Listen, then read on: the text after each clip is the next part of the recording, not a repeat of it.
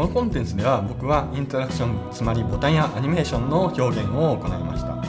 でここではですね HTML5 のカンバスとかトランジションとかですね 3D のトランスフォームみたいな新しい技術を使っています。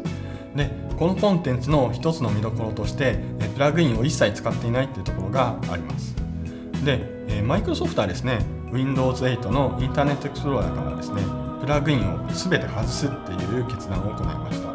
この背景の裏には HTML5 の技術がですね従来のプラグインの表現に追いついてきたことがあるんじゃないかなというふうに考えています。でこのコンテンツもその証明の一つになっていてですねプラグインを一切使っていなくてこれほどまでにインタラクティブなですね表現ができています。私は今回の作品では全体の設計を担当しました。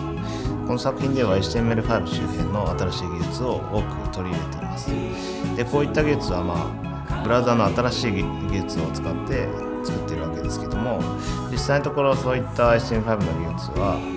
まだ実装した感想としてはブラウザによってかなり差があってそれらを吸収するのにかなり時間がかかりました。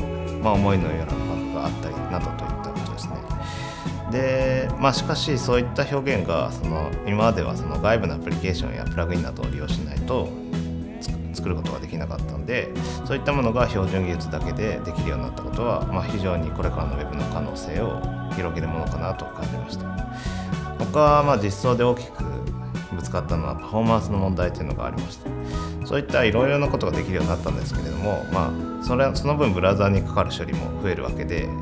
例えば動画もたくさん流すと結構PC のスペックが大きく影響してきて、低いスペックの PC だと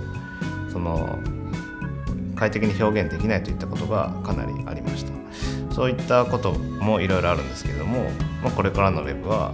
かなり表現力の高いものとなっていくことが感じることができました。弊社では Windows Azure を用いたインフラストラクチャーの設計や構築を行いました。その中で私が非常に印象に残っている2つの点をお話しいたします。1つ目は学習コストの面です。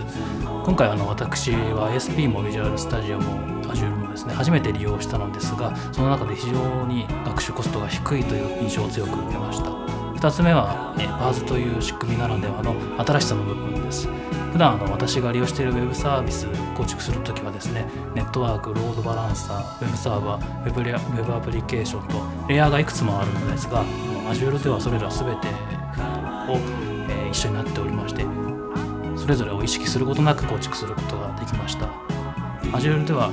さらにですね、Visual Studio の上で全てができてしまう。アプリケーション開発もデータストア設計もスケーリングもデプロイも全て行うことができる。これは非常に新しいことだと思いますし、私の中では Web アプリケーション開発の一つの未来だなという印象を抱きました。